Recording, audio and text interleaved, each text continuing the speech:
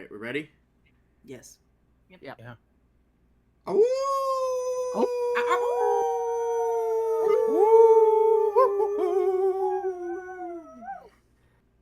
Woof.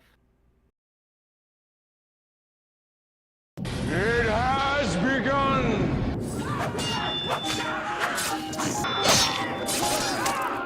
Welcome to prime time, bitch!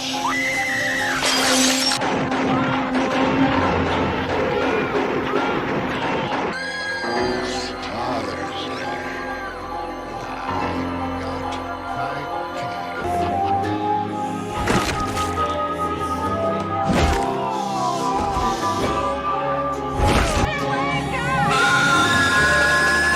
Welcome to your murder. Destroy the party!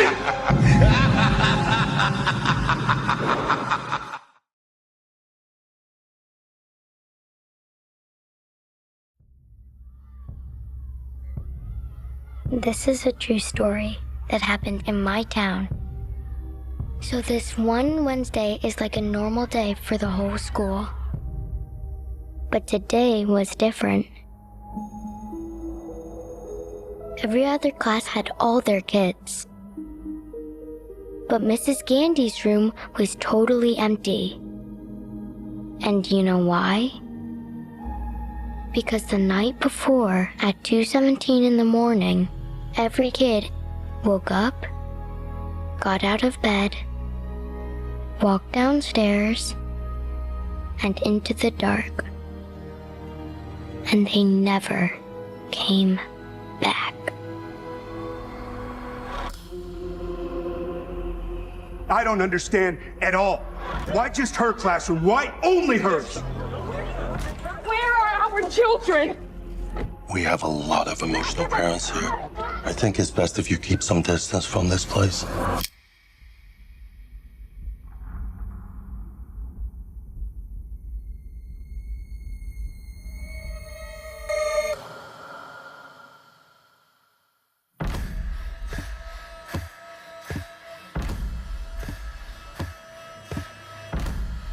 Matthew, where are you?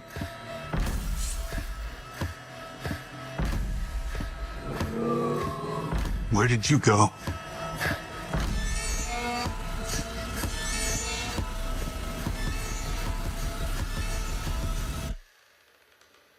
This is where the story really starts.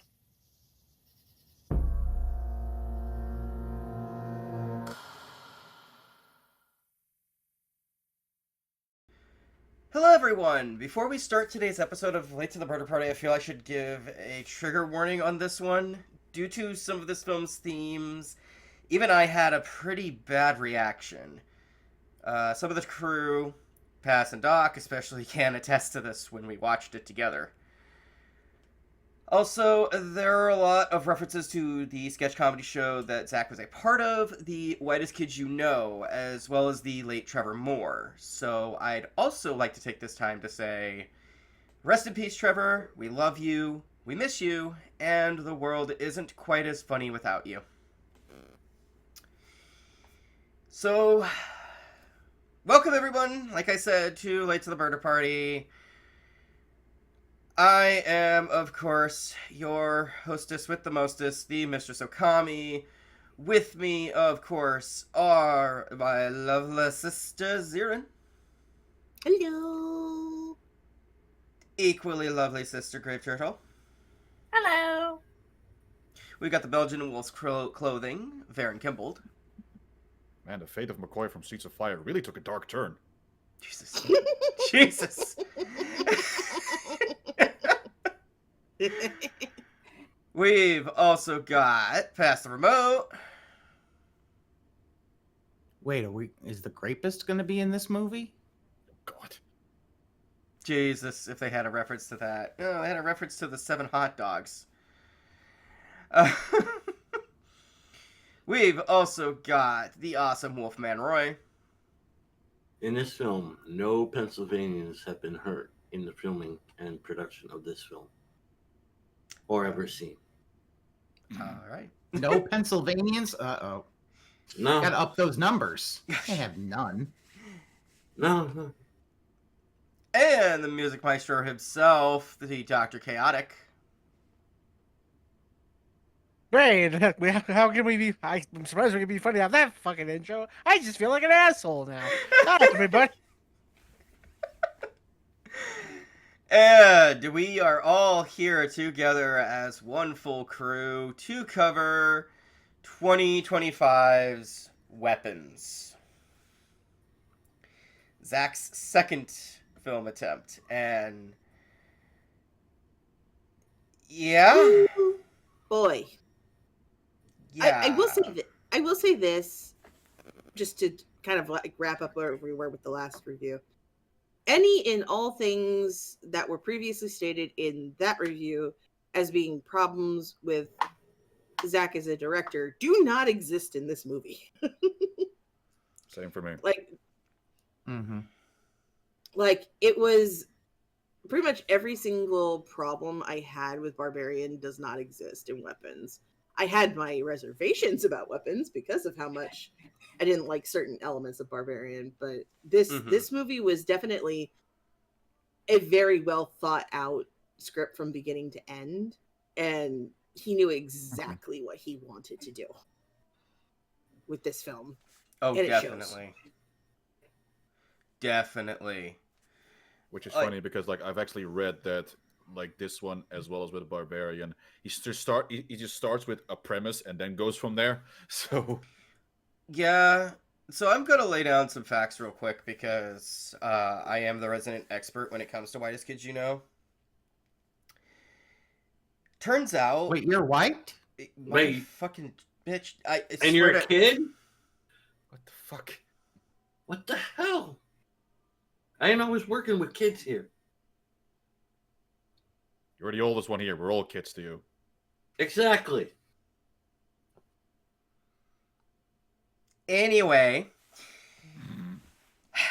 so apparently, because a lot of people noticed there were references to Whitest Kids You Know sketches, specifically with the 7 hot dogs, and references to a lot of Trevor Moore's work, a lot of there's so many references. Then people started piecing things together and asked him and said, "Hey, you came up with this right after, didn't you?" He did. He has confirmed that he felt compelled to write this one shortly after Trevor Moore's passing. There's even that timestamp people have pointed out. Because it was close to 2:30, but it was around that time that Trevor Moore was pronounced dead. Yeah.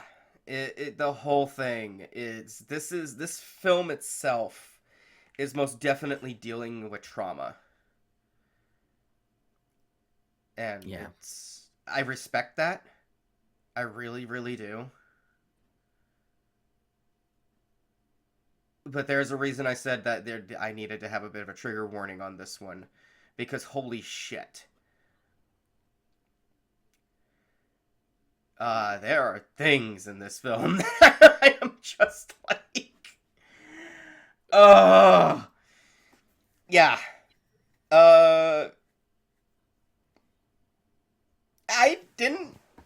I don't hate this movie, but man, I'm never watching it again, and let's just say I don't regret watching it, but that was a rough sit. I am glad I did not go see it in a theater, though. There's definitely like parts of it where it's like, oof, well, this is coming from a place that the director definitely knows. But at least in my opinion, I thought it was like well handled for that particular type of thing. Of course, if you also have experience with that, that's yeah. I mean, like straight up, just like the ostracization and everything that happens at the beginning to the teacher, all of this, the paranoia, all of that. I'm like, yeah, I deal with that every fucking day. Like that hurt. And then, and we'll get to, I will say, you know what? I'm going to say it for right here now. If you haven't seen the movie, go see the movie. Like I said, caution. If you don't do well with traumatic stuff, I don't know what to tell you. It's going to be rough. But I do recommend the film. I do think people should see it. And that's all of our non-spoilers. So let's just go right into this fucking film, because this is, there's a lot to unpack here. Who would like to go first?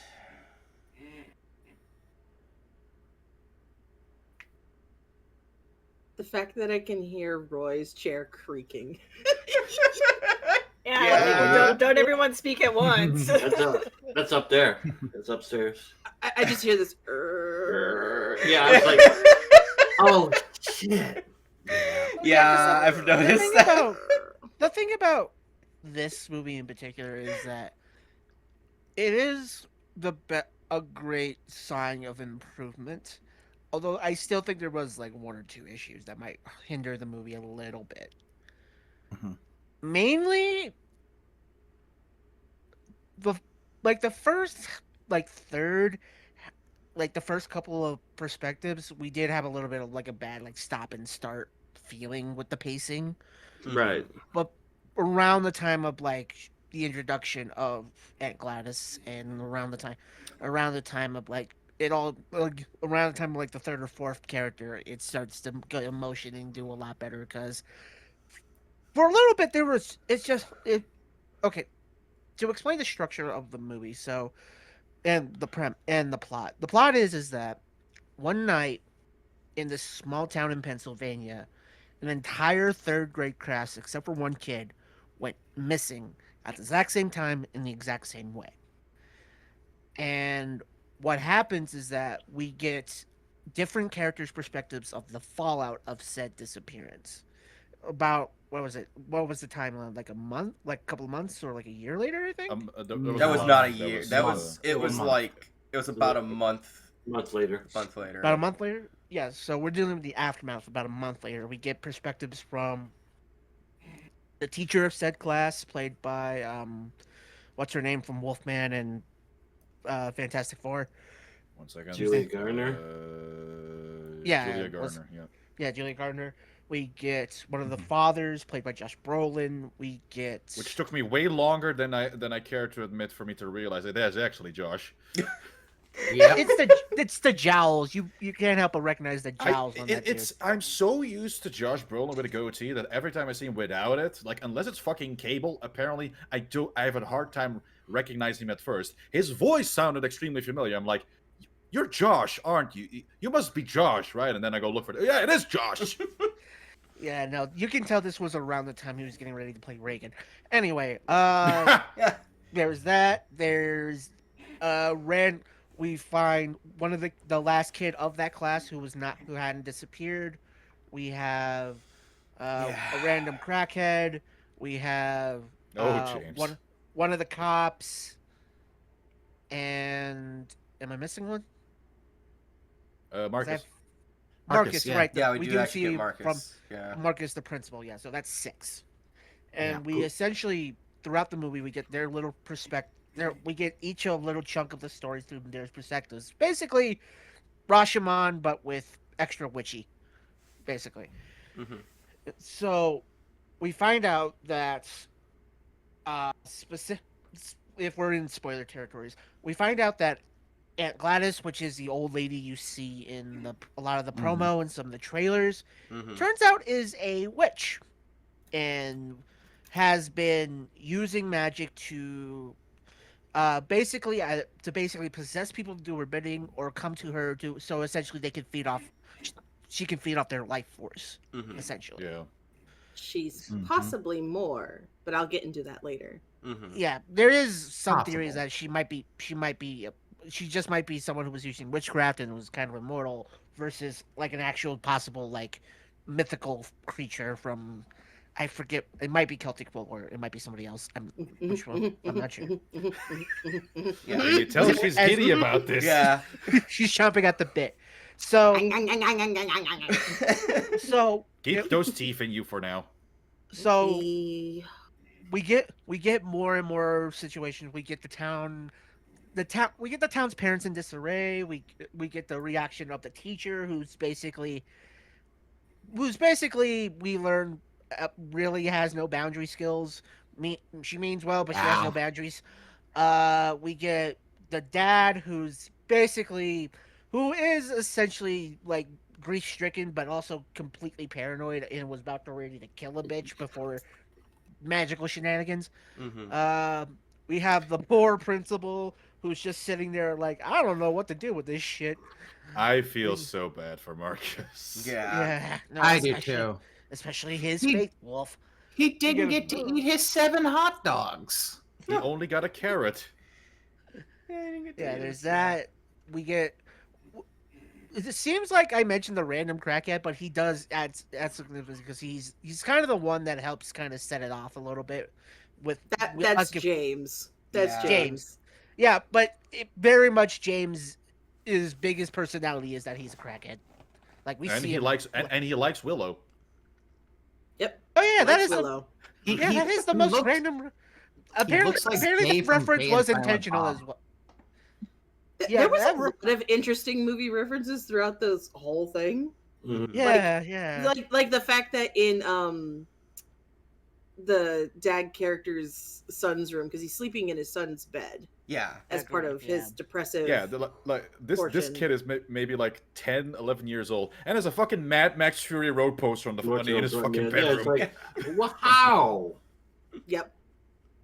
There was lots of little like movie references here and there, and I'm like, Zach, how did you get away with that?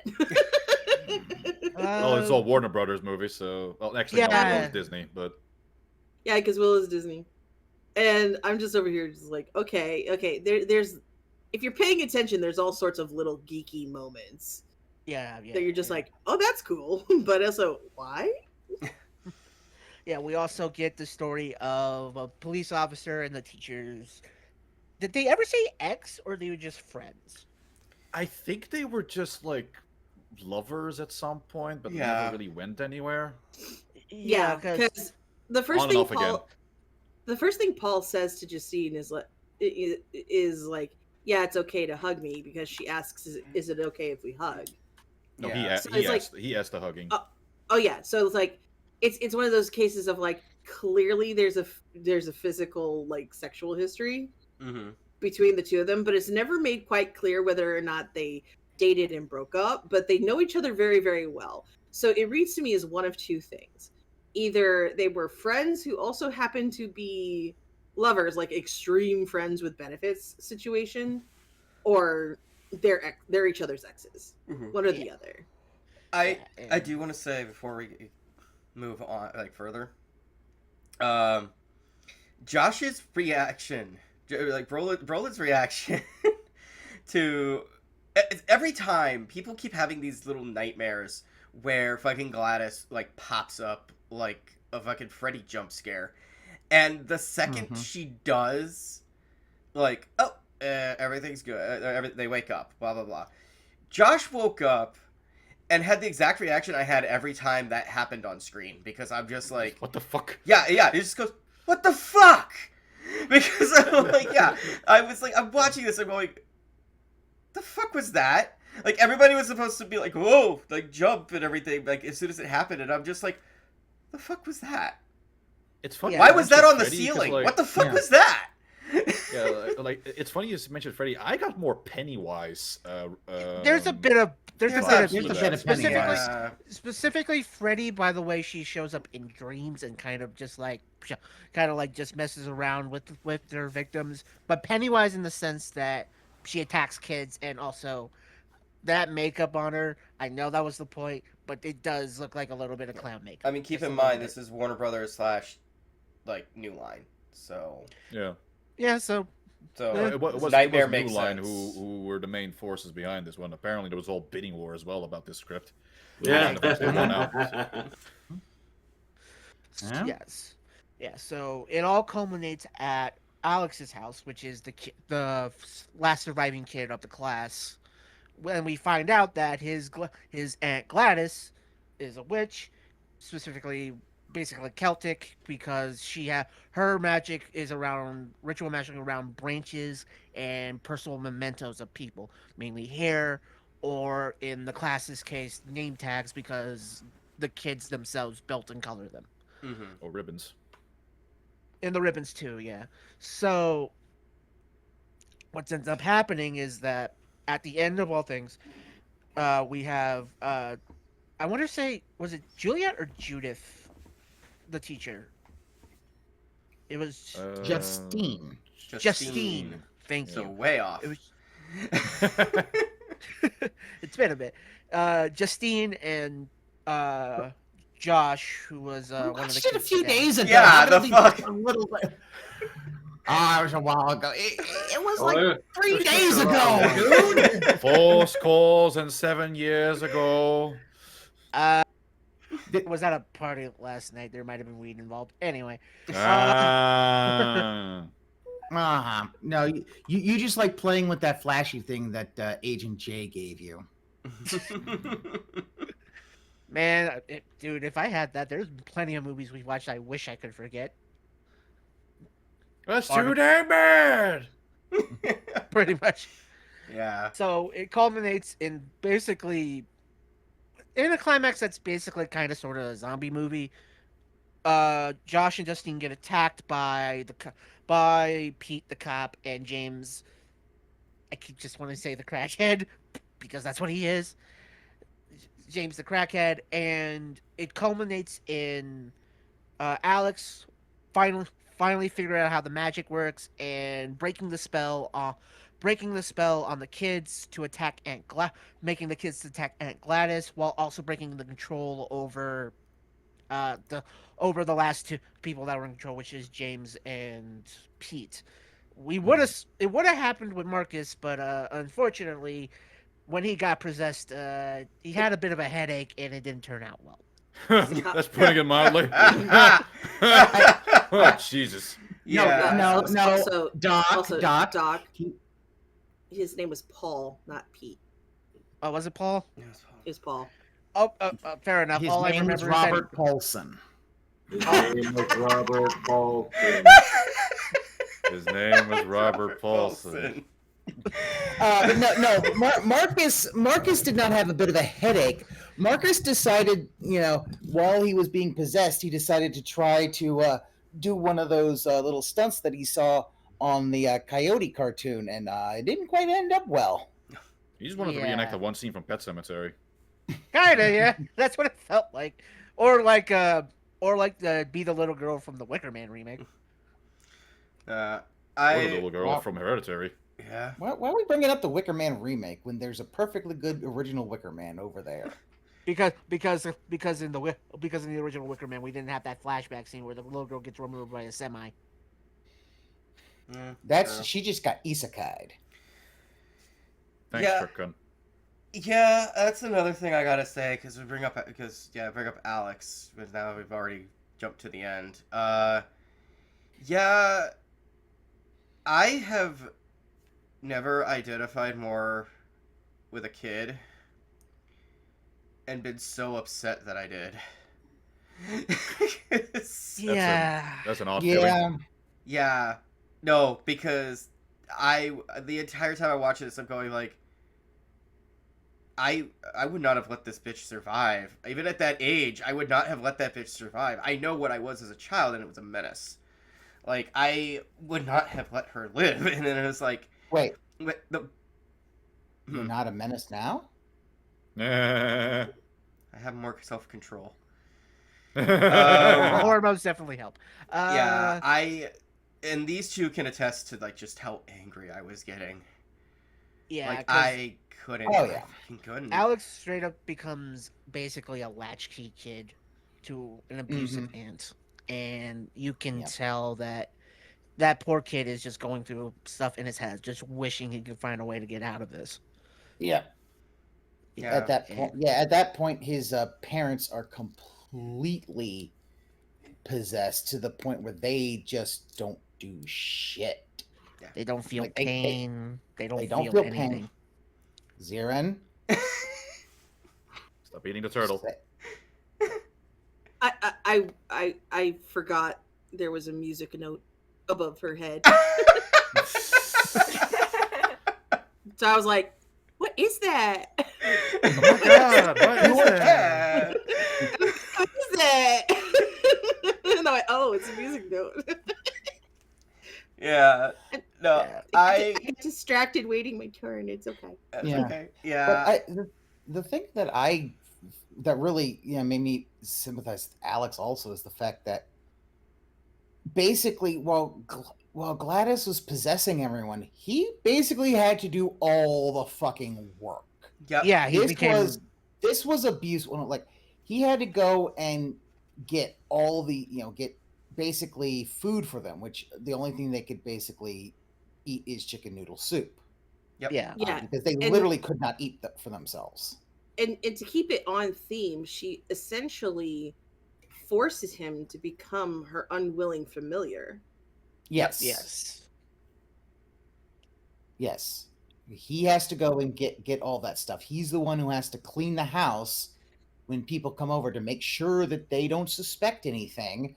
And you're just like, oh, there's a number of people who will probably have a little bit of a flashback with that. Oh yeah, it's called his force into this. So to start discussing a little bit with Aunt Gladys and like why I am now seriously over here going like, okay, one of the best written villains in a fucking horror movie I've seen in a long fucking time. Amy Madigan earned that Oscar. Yep. And so while yes, for a fact based on things that happen in the film that she is a witch, and you can theorize a bit more as to like where her character came from based on certain aspects of what happened, and also like her motivations towards specific victims. Like, her main function in the story is to act as an allegory for alcoholism. Yes. Because one of the things they set in tone really quickly in the beginning of the film between Justine and Paul and Archer is that alcohol is a fucking problem. Yep. Because a good chunk of their problems come from the fact they drink too much. Yep. And then you get to Alex's portion of the story, and like, because of what's going on at the house, the first thing I said was, uh-oh, when the first person shows up at the house, which is Justine in the first scene, in the first set. And Varren's like, the windows are covered. I'm like, yeah, I know. And that's not good. Yeah. And I'm like, have you ever heard what a trap house is? Are you familiar with that term? He's like, no. And I'm like, covered windows like that, neglected front lawn, the fact that like everything in the backyard is overgrown. That's not good. That's not good. Because immediately my brain goes to trap house. Yeah. And I can get that definitely. And for those who don't know what a trap house is, you're lucky you've never lived in a neighborhood with one. Yeah.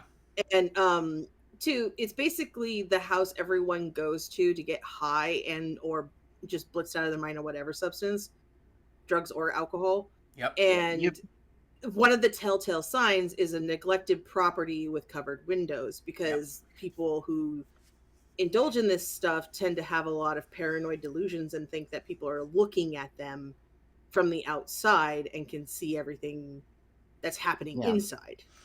Oh, I'm well aware of trap houses. Yeah. And so, because of what Aunt Gladys is doing, literally taking over Alex's parents, causing them to hurt others and themselves. Yeah. While putting them in a state where they cannot take care of Alex at all. Yep. And the overwhelming neglect that happens causes Alex to be forced into a position to do what we call parentification. And it forces him to not only take care of himself, but also become the sole bearer of responsibility to taking care of those who are older than him, as if he is now the parent, and also be the one that has to hold the weight of all their secrets. Yep. Yeah. And this leads to a kid who's already bullied, who's already not very well liked by his fellow classmates. Yep.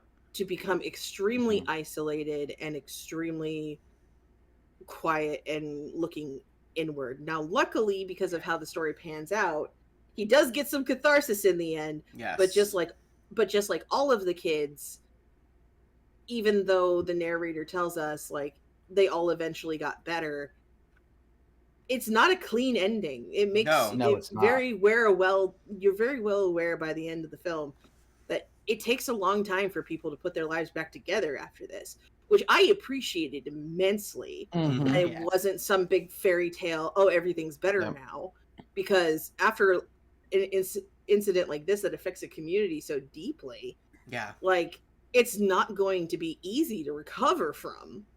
Yeah. It's like, they say it's like all the kids got returned, but like only some of them eventually started speaking again. And started, That was just a- recently after started a year. speaking again. After a year, yeah. And His parents are being taken care of. Like they're Yeah. just they They sounds have like they're not going to, I don't think. I think It- they were under it too long. I think the idea is with the kids starting to talk, I think they will. It's just going to take a lot longer. Yeah, For them to process all that, and that's why like when Gladys is finally defeated, James is immediately knocked out of it and regains composure because he wasn't under too long. You mean Archer? So James's brains are all over the fucking floor. Oh no, you're right. Yeah. I don't know. Josh Like, Brolin, I don't fucking know. James saw every pillar and post of the fucking house. Yeah. James redecorated the floor there, buddy, old pal. I don't know. I don't know. Nobody knows who the characters' names are here. So apparently not. Josh Brolin. I do. Names. What are those? Because he was only under it like momentarily, so he was able to get out. Like it was like, oh, okay, I'm good. Yeah. It's like, oh, of course he's just like, oh fuck, what did I do? And then he just like goes walking, and follows the trail, finds his kid, and is like, yeah, he has this happy reunion, but man, it's bittersweet. Oh, yeah. And just all the kids just looking down at the body that they have just torn to pieces, which was such a good kill. That entire scene was fantastic. The chase was just, I'm cackling the entire time. Was so funny, yeah. You just have Gladys like randomly going into houses, and every people in the house is like, what the hell is happening? And then just kids just bursting through the fucking windows. That reminds me of like they're fucking serious Sam mops trying to get the fucking Sam. Or it's one of those scenes where if you watch it out of context, it seems like it's like supposed to be a comedy, because except it's not. Yeah. Because of like everything that came before it. Mm-hmm. If you had had that right before, you could have had that in Whitest Kids You Know. Oh yeah, you could have had something like that literally happen. Like, and I think they kind of did in a sketch. But yeah, I liked because it's like Gladys is basically she got 5 stars in GTA. Yeah, you ain't making it out of that. You bet fine. But I also, when watching it, one of the things I noticed with when Alex did his spell, if you notice, because if you notice, anytime Gladys basically has someone attack somebody else, like having Marcus attack Justine, they basically Naruto run. Yeah, essentially. Like their arms are out and they're just Naruto running. Yeah, The because kids sorry. no, I was gonna say the reason being with that run is that the way they set up how Aunt Gladys's stuff works in the movie is Mhm. Marcus and his husband are watching a documentary on the Yeah. cordyceps fungus, Yep. which is Mhm. also known as the zombie fungus because of the Yeah. way it paralyzes, kills, and takes over the corpses of ants. So Yep. essentially, the whole idea is that whatever magic Gladys is using is basically taking over their entire fucking bodies without them having any say and pretty much brain dead, except for their bodies just moving on its own, only having one purpose, usually murder. Yeah. I did find If you like s- Pokemon, Parasect and Paris and Parasect is basically that Pokemon. Yep. Yes. I did find Enjoy. like what could be the inspiration possibly for the arm pose, because if at least if this is the source that is correct in this, is that apparently Cregger said that the inspiration for that was the fucking burning Vietnamese girl photo from the Vietnam War. There is a lot of that kind Yeah, of I could see imagery, yeah, it. because Yeah. there's that, and how a lot of the first third, like when they're just dealing with the tragedy before Aunt Gladys comes in, a lot of it does have a little bit of energy of reactions to specifically school shootings. The big example in my head is the memoriam they have in front of the school sign. Yeah. Mhm. Oh, that definitely. Yeah. And like the parents' hysteria and like blaming the teacher and all these of why this is happening, because Yeah. you know they parents will never blame themselves, but it's it's definitely a lot of there is this movie is definitely a lot more thought out and a lot more carefully planned than Barbarians seem to be, and I think it's because he Mhm. knew that he had this was him kind of scaling up from Barbarian and just really trying to give more of a detailed sort of movie than Barbarian did. And credits to him, like he did a pretty damn good job. Like my favorite example being keeping from Barbarian, one of the details is that in the title sequence, in the O in weapons there's the triangle. Yep. Mm-hmm. And that's both kind of I saw it as both a symbol for alchemy, but there's also the symbol for Alcoholics Anonymous. Mm-hmm. And it's kind of Jesus, as soon as you mentioned the that triangle, ties into Xeiren's the theme. model just went. I'm waiting. Yeah, I'm 'cause waiting Xeiren- patiently. I swear. I'm waiting patiently. I swear. Because we could definitely get into the magic, but there are the more magic elements of it because there's a lot of that. But a lot of one thing I will say is that this is definitely one of the most interestingly written horror movies I've seen in a while because it's not. It exists in a gray area, but it doesn't make you feel bad about being in that gray area. If that makes any sense. Mm-hmm. Because we're gonna be honest, a lot of our characters are in this, except for maybe the dad and Alex, aren't really that likable, like at all.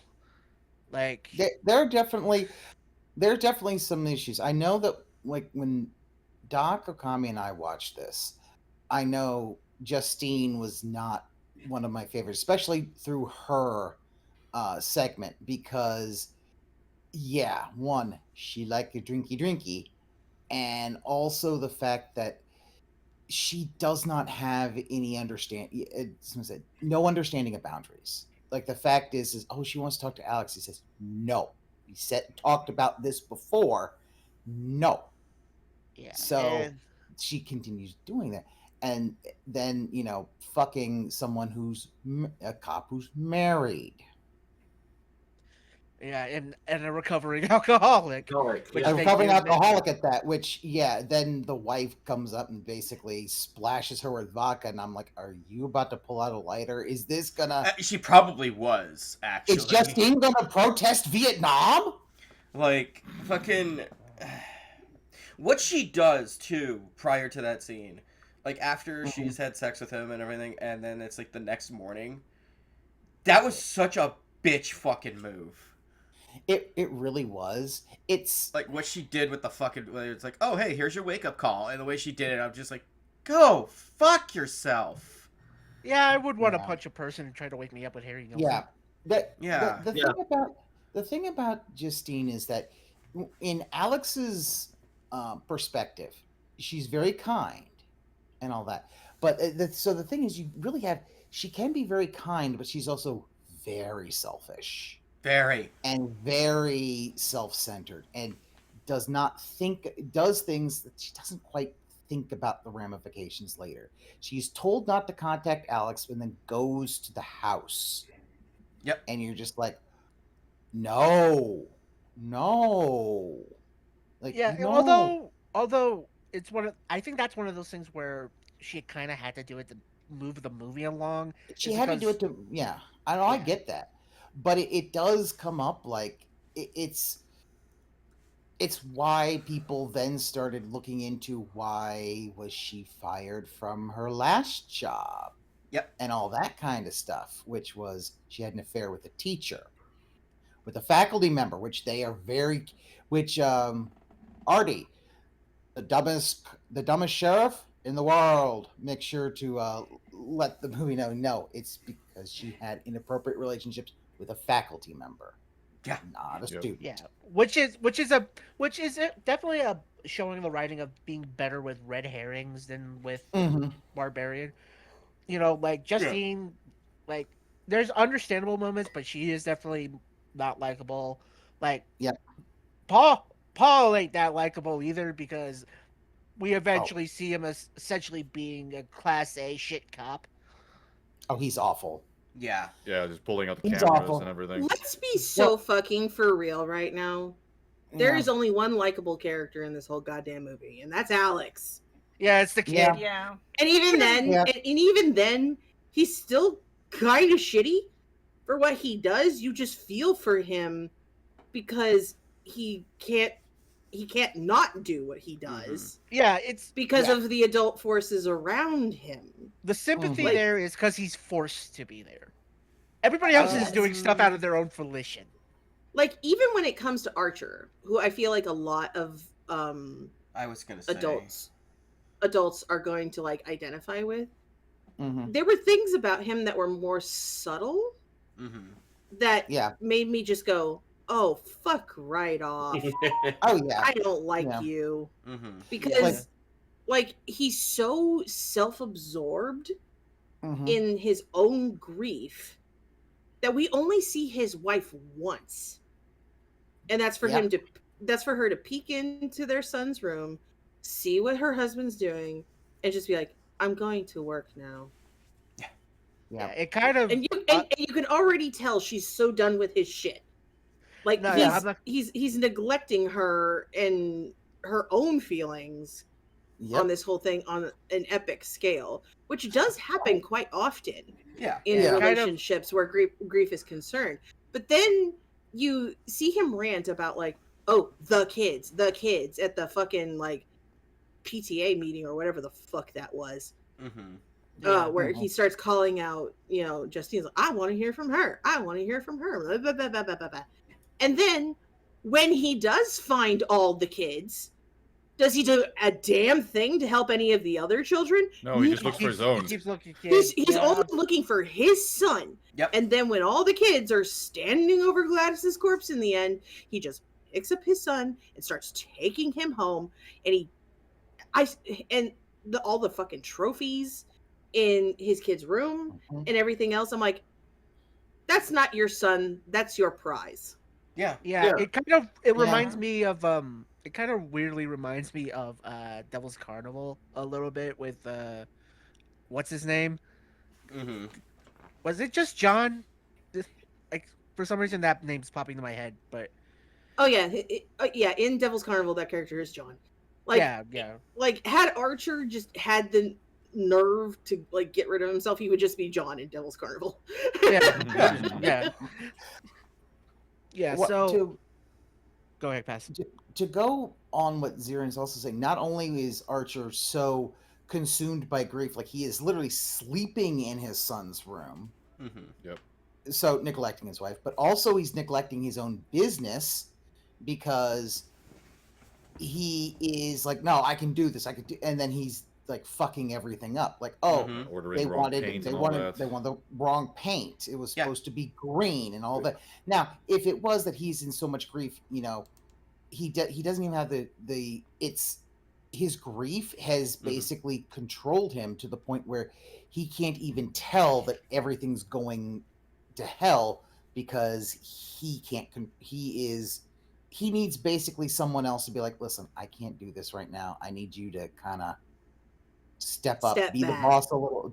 I'm going to step back a little bit. You be the boss and all that, and keep an eye, or basically be the person that's like, because the whole thing is he's the one ordering the wrong stuff. He's the one not doing the things that he's supposed to be doing and fucking up because of that. And yeah, because he's so consumed by his grief. And yet he can't stop working. He can't stop searching. He can't. He can't. Yeah.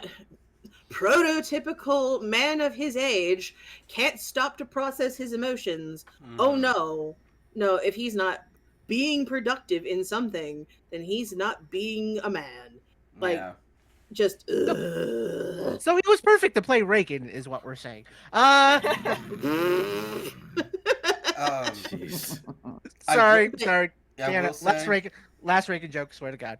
I will say, another thing when it comes to him too, I picked up on it immediately as soon as we got to Alex's part. I was like, oh yeah, Archer, your kid's a little shit. Fuck him. Yeah. And there's but probably you're a chance blinded. that You're fucking blinded. it's either that or we get a preview of what Archer was like before his kid disappeared, and probably not that good. Let's be honest. Yeah. I can see that. Yeah, no, I was watching that kid, and I'm just the other two were just like, wow. And I guess immediately I'm just like, I don't care what happens to this kid. And they're like, whoa, that's wow, just condemn him out the gate. I'm like, no, I've seen this fucking behavior. I've lived with this fucking behavior. Fuck this kid. It was like 2 seconds into that kid seeing Okami's like, fuck this kid. Fuck them kids. Like, yeah. Okay. Yeah. So no, I felt so bad for Alex. It's like the other one. I'm like, I don't fucking care. Yeah. I think what kind of helps that out is that specifically it's a 3rd grade class, which in American, for non-Americans, 3rd grade for us would usually be around like what, 7, 8, around there, or is that more 8, 9, like age range? It all depends. 8, 9, I believe. I believe around 8, 9. Yeah, because they're starting to grow up a little bit, but they haven't hit their preteens yet. Yeah. They are learning about tapeworms. Yeah, that was a hint. Yeah, that was not a subtle metaphor at all. No, yeah. It's kind of foreshadowing. I'm actually surprised nobody shouted, pull the tapeworm out of your ass. Oh, God. Well, what's funny is, like, even before we get to the scene where they're talking about parasites, when you first see the classroom, you see that was the last lesson still written up on the board. Yep. Yeah. Like, there's parasites in big capital letters across one of the whiteboards, and then, like, examples written on both sides, and, like, a description of what a parasite is. Yeah. And oh God. Oh God. I'm it's not time yet. I'm biting. I mean, do you want to make it time? Should we talk about the magic? Just go for it. All right, Darren. Let's have some fun. But before I lose my ever-loving mind, Roy. Yes. Keep it quiet. Oh no, yeah. Okay. I'm waiting for you. Okay, so because I might have some stuff that might follow up to what you might be saying. I'm sorry, Gladys is Faye. Gladys is Faye. That's not a human. That's not a human. That's not a human. There's too much evidence. Yeah. Too much evidence. That woman is not a human. Yeah. It is Faye. Yeah. Like, okay, so first and foremost, the way I literally started going, oh no, oh no, oh no, while watching the movie with Varren, I immediately recognize Blackthorn when I see it. Yep. Blackthorn is very distinctive. That bark, those thorns, you cannot mistake it for anything else. You just cannot. That plant is vicious. And like, while Blackthorn grows all over Europe, in Ireland specifically, it has a lot of layered meaning. And the fact that it was all personal object based, until there's a few things that just made me go, uh-oh. Like, most of what you see with Gladys, you could just chalk up to Celtic witchcraft. Like, for real. Yes. But then there's these subtle little moments that just make my head go, and I'm like, no, this is bad. This is really bad. One, she's in a weakened state. She's clearly not where she's supposed to be. Yes. Two, she's bringing a blackthorn tree with her everywhere she goes. Now, anybody who's been watching us long enough, or just is a fucking Dracula nerd like I am, you'll know that a lot of the things that we associate with vampires and Dracula in particular comes from Celtic myth, not anything that's Romania based. Yep. Right. Her carrying around that tree with her is the equivalent of Dracula needing to take dirt from his homeland with him wherever he goes, or else he'll die. Yes. Which is very much based in Fey myth. When Gladys shows up to Marcus's house, she doesn't just come in when she needs help. She has to be let in. She has to be let in. She's like, aren't you going to invite me in? Yeah. And I'm like, oh no. Then, and here was the kicker for me. She told Alex that she needed personal objects from each of the kids. Now, granted, did the kids color in all their own name tags? Probably. But those were not personal objects they kept on their person. Those were not items that meant something to them. It was their names. It was what their is names. what is the greatest treasure known to human beings? Your name. Your name. I can have your name. And what is the one thing the internet has taught everyone when it comes to the Fae? Do not give your name. You know what detail? You know what detail probably got my attention on that helped out is near the end where they're having the final battle. How everything is surrounded by salt, with salt lines everywhere. Specifically, Do not cross the salt. Get the salt. No. Vampires are OCD. Well, there's that, and Fae in certain Fae trapping circles have been used with salt. Yes. Yeah. The only names she knew, and therefore she only needed personal objects of, were the adults. She got introduced to Marcus. She knew Alex's teacher's name because of Alex. She basically figured out all of that stuff out through adult interactions and introductions. But when it came to the kids,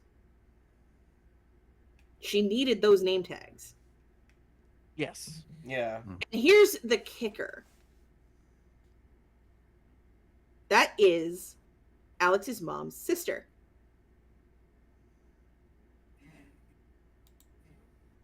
Guess what? Alex ain't all human. That's the only reason the magic works when he does it. That's it, yeah. Yeah, there is that. Because there was doubt. We did, Ookami in past, did have doubts that, like, Gladys was actually related and maybe it was just a trick, like a changeling thing happening. But that's the thing. That's the thing. That's it. She acts and behaves like a changeling herself, and then when all the kids get kidnapped and the adults are under Gladys's influence, they behave like changelings. Yeah. Yep. Which, when you look at a lot of like changeling stuff, there's a lot of overlap in the whole like they're there but they're really not there, like they've changed so much, this is not the person I used to know, which for us as Americans reads more like zombie in the like traditional like possessive the living zombies, the living zombie thing, but like that's basically changelings when you look at it from a Celtic perspective. You also got to remember that the Fae have this little thing they like to do in kidnapping real children and replace them with changelings. Yes. Yep. And so I'm convinced, because Gladys is always trying to approximate through the wig, the makeup, and everything else, like just, and not only that, the fact she's like, oh, he's just got a touch of the consumption. I'm like, bitch, how old are you? Yep, that got all of us. Yeah. Like, good Lord, nobody says that anymore. How long have you been pretending to be human? How long have you been hiding underground? Like, what the fuck? It's just a little tuberculosis. Just a little tuberculosis. Just a touch. Just a little. Touch. And I love that And then she sits there and says later that her sister had a stroke. It's like, bitch, you can't even keep your story straight. Yeah. Well, and I love the fact that even Marcus kind of caught on to that, like, consumption. I thought that was something you got on the Oregon Trail. Yep. Which I think is one of the reasons why she then went after him. Because it was like, oh no, he knows. And it also, but it also added specifically that with CPS laws, which this is true in America, with CPS laws, you have to see the actual guardian for a check-in. You can't see a relative. So she would have to see the parents. And, well, the parents were not feeling that great right that time of day. You know, just a little touch of consumption. She just needs a home rest. That's all she needs. There's just a little puncture of the cheek. It's fine. Like, the consumption. Yeah, she'll be fine. Like, I've seen Tombstone. Val Kilmer was not fine. He just needed rest. That motherfucker, he was dying. But he was your Huckleberry. Huckleberry. Johnny Ringo. I found I was just screaming the entire time, like, no. And also, during the chase scene, you'll notice, like, Gladys does enter people's homes, but immediately has to leave. Yeah. Yeah, because she can't stay. Yeah. Anytime she's crossing a threshold, she has to immediately find another one and be like, zoop, right the fuck out. Yeah. Just passing through. Pay no attention to the old woman running through your house.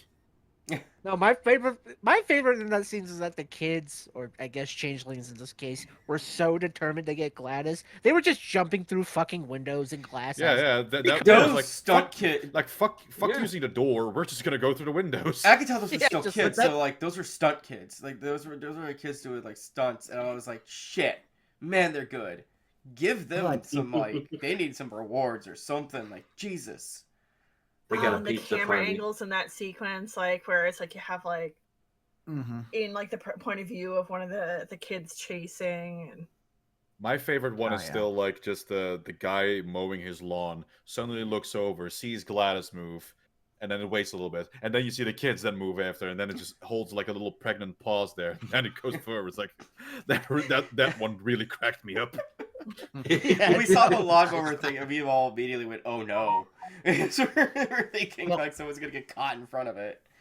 But no. What I was gonna say also with the with that is that when it makes sense with the kids because of how when Gladys had Marcus go after Justine, he just went direct, and there was no thought of his own safety at all, which is why he dies in that. Yeah, because it's like the thing that got me about that scene though is the kind of the bulging eyes can seem kind of comical, but it, at least to me, it kind of gave the effect of, you know, he's still kind of aware in his body and is kind of horrified by what's happening. Oh yeah, because the expression in the eyes does not match what his body is doing. And that comes back to the face stuff, because one of the big things that, people, the like legends about Fae will warn you about is you don't want to be captured by them. You do not want to be under their influence. You don't want to give them even the barest millimeter of control, because one of their big things is compulsion magic. Yes. Specifically doing things that will cause humans to do acts that entertain them or serve them as Fae, just until they drop dead. In fact, one of the big things is like, you don't ever want to go to the Fae realm and be under their influence, because they will literally make you dance for their entertainment until you drop dead. Yep. Yes. Yeah. And you will not be able to stop it. And that is meant to be horrifying, because you're going to be aware of it while it happens, and yet you cannot stop it. Yeah. And I was just sitting there, during the whole Marcus scene. I'm like, it's a compulsion spell. He's gonna go until he drops dead. Oh, there's the car. Yep.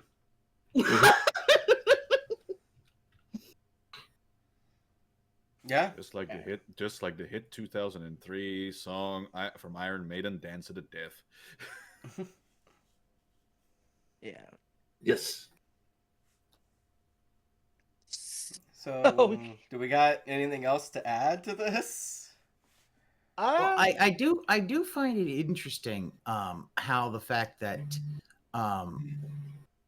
it looks like, because when after they defeat Gladys, immediately they've started to the kids have start to wear off. The spell starts to wear off, which it's like, so does that mean Alex's magic is either just only partially, like, or that did he figure out how to do the magic in such a way that he's actually able to, turn it off? It'd be a one-time only kind of a thing. No, he's seen it several times, so he might have just learned by repetition.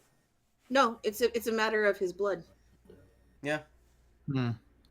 His intention is for them to attack Gladys. Once that's so done, that's it.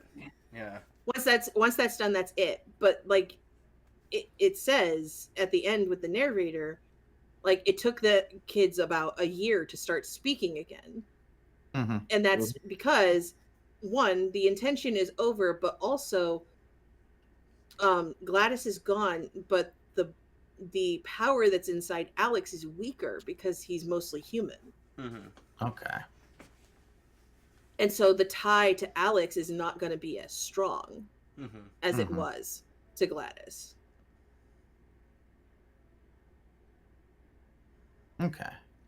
Not to mention, they did say that Alex moved away and he's living with another aunt, and she's actually a nice person. So as long as he's not focused on those kids anymore, it's just going to drain away slowly. But I will say, as my final thoughts on this film, I thought the whole use of the magic, the implications of Gladys being Fae, it basically wrapping up this otherworldly being as being this otherworldly force of nature, as being an allegory for abuse and neglect that is caused by substance abuse, and treating that substance abuse like this otherworldly force that seems to just rip somebody's humanity away and can destroy communities, not just individuals, was very well executed. Like, this could have been so much messier.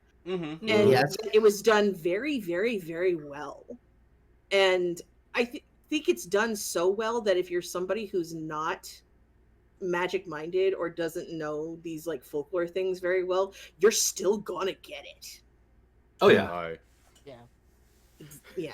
I mean, yeah. You could tell that the themes of, addiction, especially alcoholism and all that, was, that was, after watching this, that was, I was asking Ookami, I'm like, when did Zach write this and all that? Because it did feel like, it's like, did this get written shortly after Trevor died because it felt like, yeah, and yeah, that's been confirmed that it was. Yeah, because you could tell, like, because one of the things we talked about afterwards, which we're not really sure, is did Trevor actually have a full-on, alcohol problem that he talked about or anything like that? And I hadn't heard of any of it, but that doesn't mean it wasn't the case. I mean, that the circumstances of his death do, come off as very, Oh yeah, no. I mean, we went back and watched some of the sketches, and we watched some of the commentary that they did, like the long afterwards, the ones that they did during lockdown. Yeah. Where they were showing old sketches and being like, "Oh, hey, like this is what I remember about it and everything." And you listen to Trevor and like the way there's even a point, especially the Super Size Me with Whiskey sketch. Yeah. Where I think he even said it is like, so I came up with it like it's like while I was drinking, and they're like, yeah, that sounds about right. And like there's like this kind of this matter of fact of like, yeah, they know he drinks. So I don't know. He might have had a problem. He fancies the drink. He fancies the drink a little bit. And he sounded a little inebriated while talking about it. So from what I've read, it seems that part of the growing up with an like abusive alcoholic thing is also apparently something autobiographical from Zach.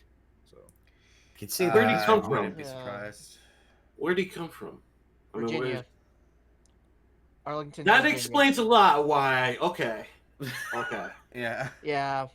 Okay, so he wants this to take place in Pennsylvania, but he's got it looking like it take place in West Virginia. How can I tell? The gas station scenes where she goes for booze. It's set up like one of our state stores in Pennsylvania. For those who don't know, Pennsylvania controls the liquor. They sell all your whiskey, they sell all your vodka, everything. And if you wanted to sell beer, they control the license for beer distribution. Okay. West Virginia liked the site of the state store so much, all their liquor stores down there almost look like state stores, except for one thing. They've got beer coolers. So when I was looking at this movie and she's going to the gas station and I'm seeing a beer cooler and what looks like, I'm like, oh yeah, you've never been to Pennsylvania before. Well, this movie is also taking place in Pennsylvania by way of Georgia. No, West Virginia. West Virginia, yeah. Everything is Georgia now. It's Georgia now, but also you thanks also for the tax got Marcus. You got Marcus sound like a Rhode Islander, not Pennsylvania. I mean, he had New Yankee Workshop coming out of his ears. It's like, wrong. Benedict, baby, come over to Pittsburgh. We'll teach you to talk Pittsburghese. You would fit in. We'll send you downtown to the south side. You too can participate in the drag races. Yes. There's one last thing I want to bring up about this movie that we usually bring up, but this movie's just been so thick with stuff that I feel like we'll miss it if I don't bring it up now. Is the fucking music use? Oh, that was something I clocked immediately with both with respect and also it's subtle as a brick. Oh, the horror violins, yeah. The horror violins, but also like the use of the classic rock songs. Yes. Yeah. Were fucking great. I'm like, yeah, some of this, like you said, is as blunt as a brick. However, it works. Yeah, because you have the very beginning. Like you could tell this has a budget now because we licensed a song from a Beatle. Beware of the Darkness, wasn't it? Yeah, George Harrison, and then stuff like At the Bar with Dark End of the Street, by Percy Sledge. Oh, another thing about Pennsylvania. I'm sorry. Go ahead, keep up. But I'll mention it after. Yeah. We mentioned Harry Nielsen earlier with the Hangler scene. A random the Tammy Wynette song weirdly fits. It's so like you can tell at least this was possibly a soundtrack that was in his head while he was writing it, and especially ending it with the MGMT song "Under the Porch," which is really really good. Right. Recommend that, by the way. You could tell at least this is him knowing that details matter in a horror movie of this scale and of this subject matter. So he's trying his best to have every single little detail at least fit the story, if not feel right for the type of horror movie it is. Mm-hmm. And yet the giant assault rifle, he just said like, just look cool. Yeah. Well. So what tipped me off was not in Pennsylvania and more in West Virginia. Pennsylvanians have their liquor license stored in next to the front door. So when liquor control comes in, they can read it easily. The only time the liquor control license is going to be in bars if you're doing renovations or someone broke the front. There you go. So there it was a reference to them being weapons. Yeah, I know that. Being weaponized and being targeting. I figured that, but like again, like from what I've read, it's like he was just like, yeah, no, it has no bigger meaning than that. Yeah. Yeah, no. Sometimes you're all about the details. Sometimes you say fucking and pull it Ed Wood. It's not all about the details. It's just about the big rifle picture. in the sky. I can shoot twice as high. The true American reading Rainbow.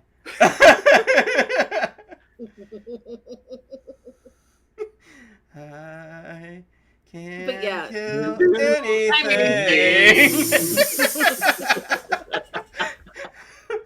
As long as it's 217.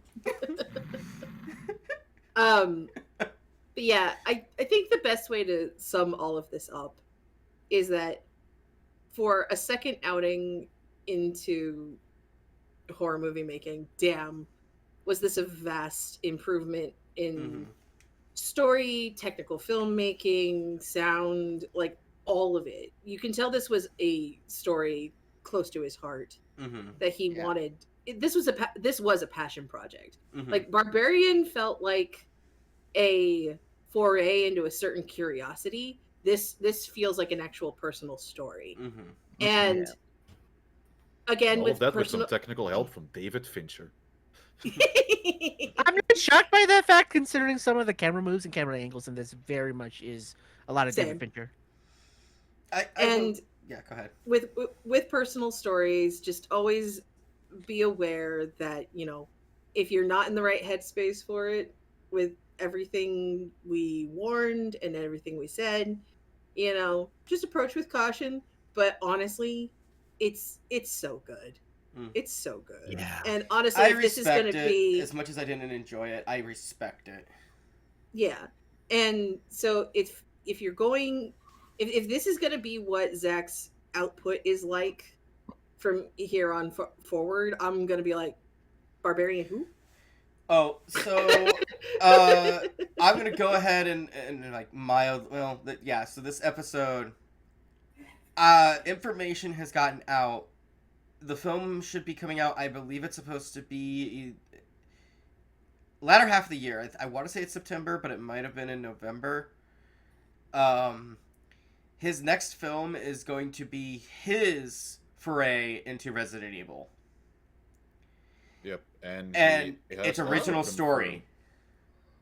And he has also confirmed we are getting a Gladys origin movie as well. Yeah, there's gonna be a Gladys origin movie, which I was actually like, I don't care, because I'm like, I don't really want to know the backstory. It doesn't need it. It doesn't need it.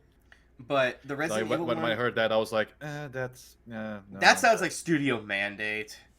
Yeah, it does. He actually had there's supposed to be a chapter in this movie that was supposed to explain more of Gladys. So like the ID he had it. So you know. So maybe it is going to get fleshed out is what's going on there. Yeah, and at the end of the day, the fact that he's allowed to have these kind of passion projects, it's just a good artist is getting paid. He's gonna have good friend. He's gonna help pay his friends, and it's just there's more good movies out in the universe, Yeah. even if it is something that might seemingly not be needed. If Yeah. that makes any sense. But I will say his take on Resident Evil has me intrigued because We shall see. It's supposed to be following. It's not any of the characters. It is following an original character that is a courier who is tasked with bringing a package to a hospital in Raccoon City. And then shit happens during that. And it's him trying to survive and deal with the outbreak and everything. And I'm like, I was just trying to bring you your sub sandwiches. how much you want to bet the package is actually the fucking virus? The GOT virus, yeah. I can see it. Wait, That wait. I hope would his be name is not- interesting. I hope his name is not Six, and he didn't find out it was rigged from the start. No. Ha. Yeah. Yeah. No, I'm interested. I'm interested to see this take. So So at least a lot better than doesn't any come- of the shit that we've gotten so far. I was about to say, at least it's not a self-insert character for his hot wife. Or fucking over the character of Leon. Welcome to Raccoon City. We don't want to talk about that. Anyways, yeah, I think we could go ahead and wrap this up then. I think we're good. So yeah, I'd say yeah, check it out. Again, even though I didn't like it, I can still recommend it. I still respect it. It's a good film. It is well made. Respect. So definitely check that one out. And with all of that said, Xeiren, where can people find you? You can find me over on TikTok. You can find me on Instagram, Threads, and the Blue Sky. You can also find me over on Varren's Twitch channel on Mondays and Fridays, where we go through random shit on Fridays, and Mondays we do RPGs of many different styles. Currently, we're still making our way through Rogue Trader, which I am learning so much. Stop. Oh my god. Just as a little side note, I didn't really know shit about Warhammer until we started playing this game, and good lord, that's good intro game for that universe if you're someone who's even remotely interested in Warhammer. And of course, I believe that's it. Okay. Are you sure? Yeah. Are you sure? Oh, listen. I've already cracked open the second monster, and I'm not finished with it yet. So my brain is a little. Okay, fair enough.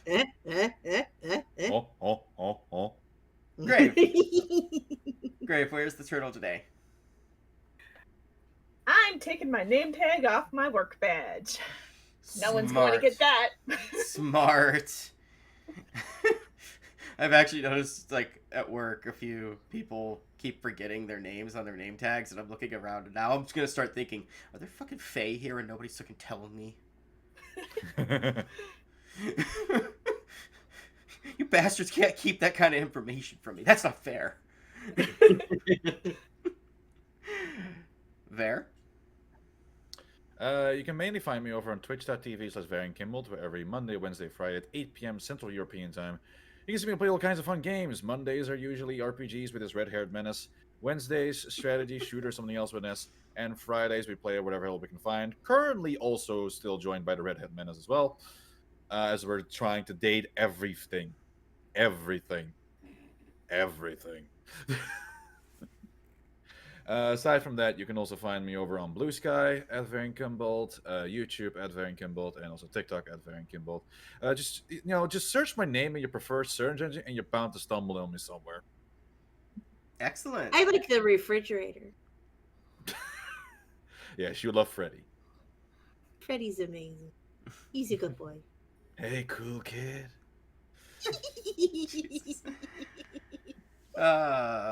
Pass. You can find me on Twitch Mondays and Tuesdays, twitch.tv/passtheremote, doing stuff with Ookami. You can also find me sometimes on YouTube at Pass the Remote CF. You can also find me on Blue Sky, Pass the Remote, and on the desiccated husk of Elon Musk's ego, also known as Twitter.com, at Pass the Remote CF. Yeah. He's finally getting called out for his shit, too. That's amazing. Roy. Well, I've been on a hiatus lately due to work. I haven't been producing anything, but I will have some things very shortly. Watch this space. You can contact me on X over at capital R, capital L, capital P, capital S, Starlight, RLP Starlight, coming at you loud and clear. You also can check out reviews I usually do over at criticlist.com, as well as List. Excellent. Doc? Only social media I really use and promote is Blue Sky. That is chaotic at chaotic.bsky.social. Be forewarned, it's random opinions and a lot of porno. Yeah, it is. Oh yeah. Hey, I love mutual aid funds and sex workers. What can I say? Listen, you can Doc, also... you're not alone. You see my feed too. Doc, You see mine. Doc, this is. I know which ones you like, motherfucker. And then there's my feed, but like, there's it's a safe space. Come on. We love them all. Trans rights, motherfucker. Anyway, yeah. I've kind of started doing a little more solo stuff. I switched over to Letterboxd due to personal reasons, but you can check me out there under Chaotic Doctor, where I'm planning to try to do a little more reviews on my off time.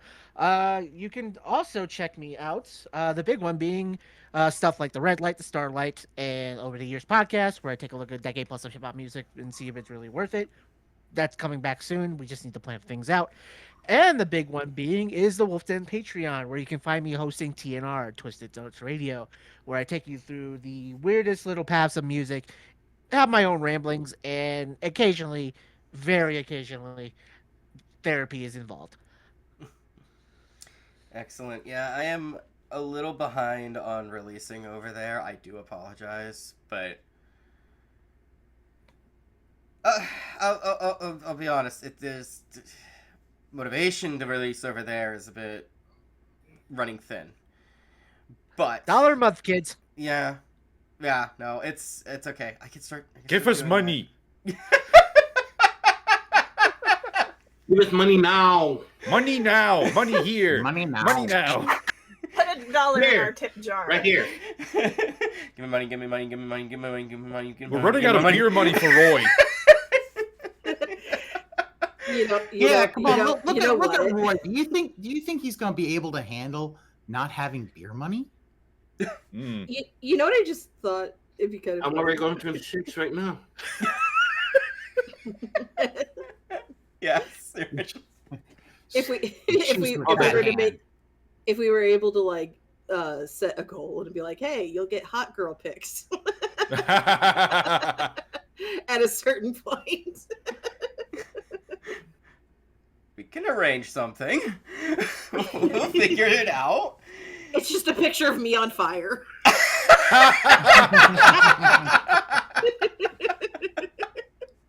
It's just a hot sunny day and everybody's just dying because it's too hot. It's me with a sunburn. That's one hot girl. I bet it's gonna be Xeiren doing that Bugs Bunny thing. Where she's just in the cauldron of boiling waters that are cooking her, and she's just using like a carrot or stalk of celery to wash her back and shit like that. Honestly, talk about cooking a big chungus. Oh yeah. It's gonna be one rich soup. Yeah, why does soup have the soup has a lot of ginger in it, I'm finding. Yeah, hey. Anyways, you can find me here on Podbean as well as YouTube, of course. under Wolfston Productions. From goofy ass anime to the shocking horror, Wolfston Productions, your number one stop for equally nerdy reviews of nerdy media. I can also see that, yeah, what you posted popped up briefly on Roy's side.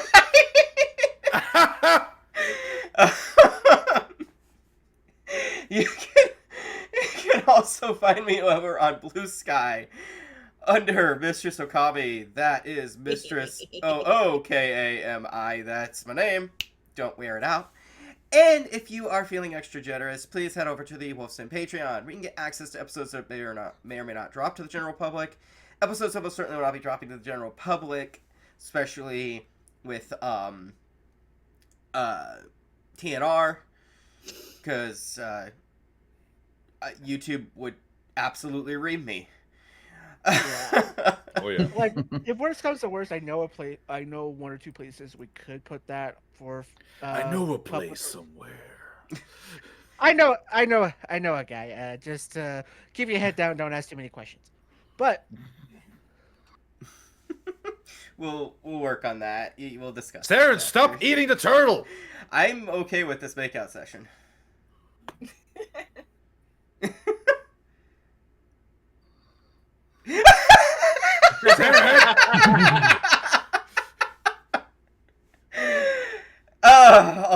Behind the scenes, all sorts of goodies, all for a measly buck a month. Remember, folks, start with a month goes a long, long way. And money now.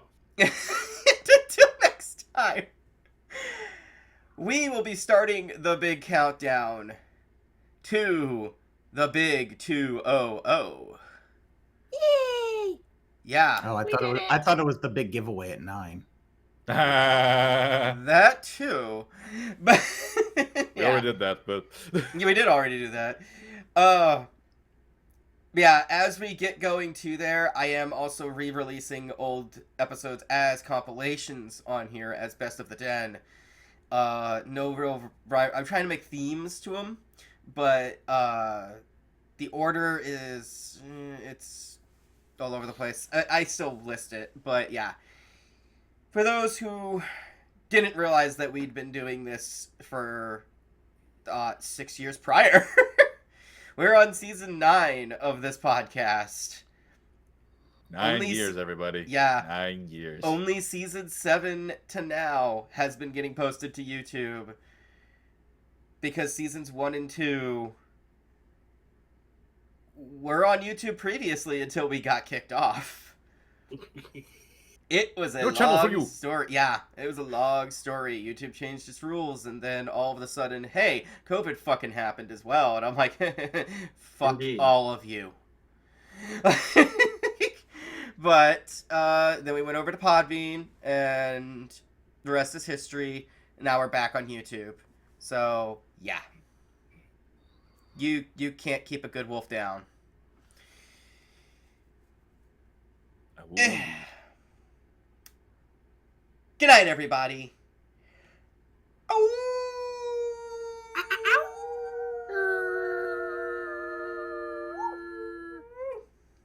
Woof. I'd buy that for $1. My line. 7 hot dogs. You fat bitch. It could be a refrigerator full of Haagen-Dazs. Oh God. Yeah.